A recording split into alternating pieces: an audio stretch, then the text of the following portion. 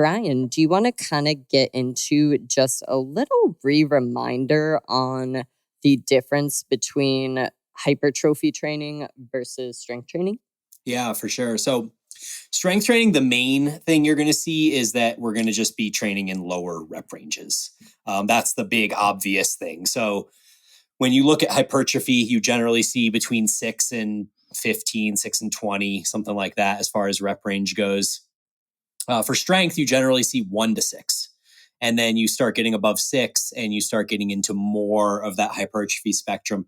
Strength is a neurological skill. We are going to cover, I think, some of the recent research that just came out on proximity to failure. And one of the things that we're going to elucidate in this discussion around proximity to failure is how strength is actually benefited being further from failure and hypertrophy is benefited the closer you get to failure or even beyond failure, according to this new meta regression that just came out.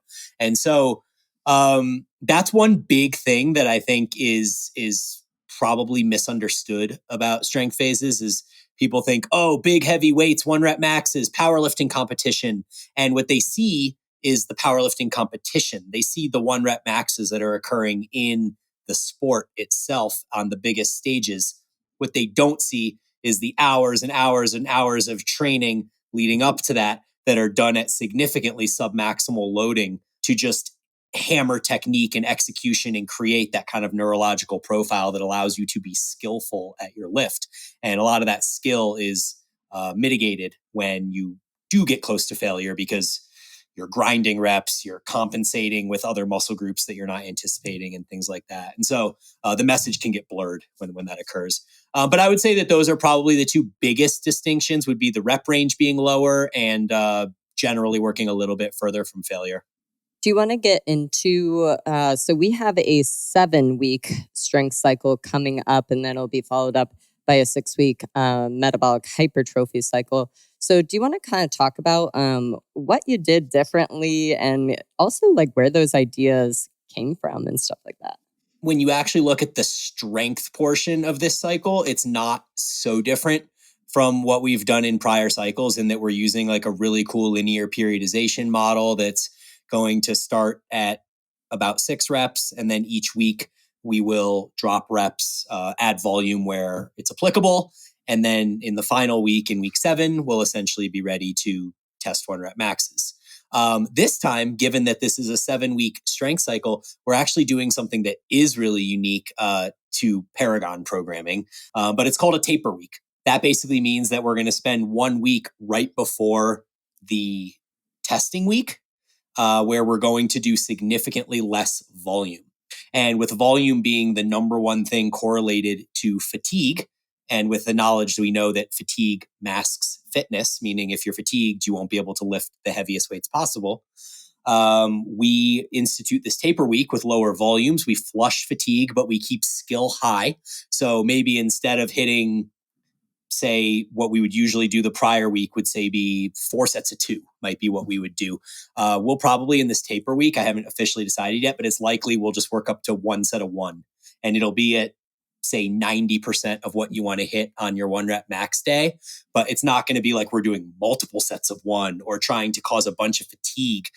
We want to just get in, hit that single, build confidence. And then the next week we'll have essentially not only have the confidence to hit the heavier weight, but we may actually exceed our own expectations because we'll have less fatigue going into that as well.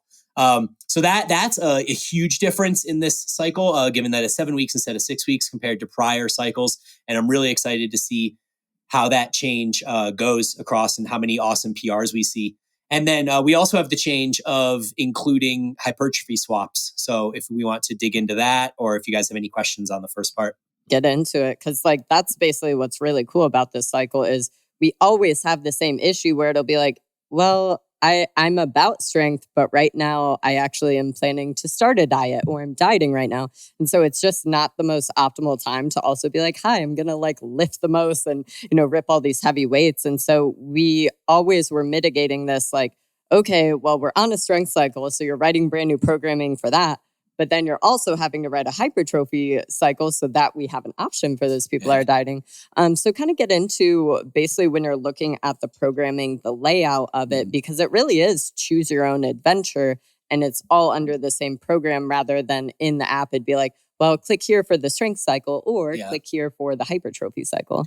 This time, essentially what we've done is we've provided two different rep paths and then two different sequences of movement swaps that you could choose from. Basically, the idea being that if you look at our first movement of the day, which is a low bar back squat, if you're following the strength cycle, it'll say other movements you can swap for the strength, other strength movements you can swap.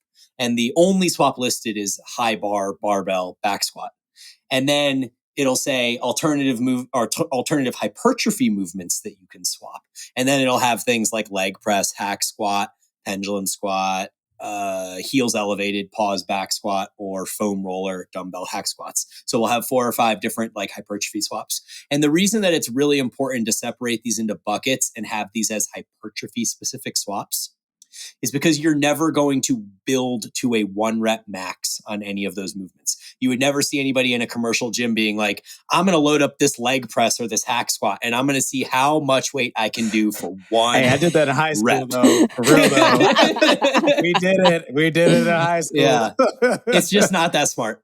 And you also, by the same token, you wouldn't do the same thing with a dumbbell foam roller hack squat. Like, let me see what the heaviest dumbbells are that I can get to the bottom and stand up with. Sounds like a disaster. Right, exactly. So yeah, I think that given that, each like the strength progression we kind of alluded to earlier is this kind of descending rep scheme 6, 5, 4, 3, 2 taper 1 approach. And then in the hypertrophy, it'll just be what you would expect generally from hypertrophy style rep ranges. So 6 to 12 reps along those lines. One of the things that Laura and I had been discussing is the idea of movement monotony.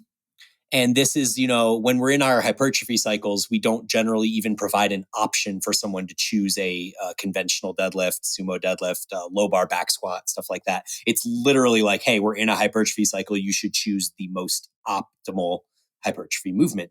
If you go into the strength cycle and you continue to select an RDL and a hack squat as your primary movements, that's fine.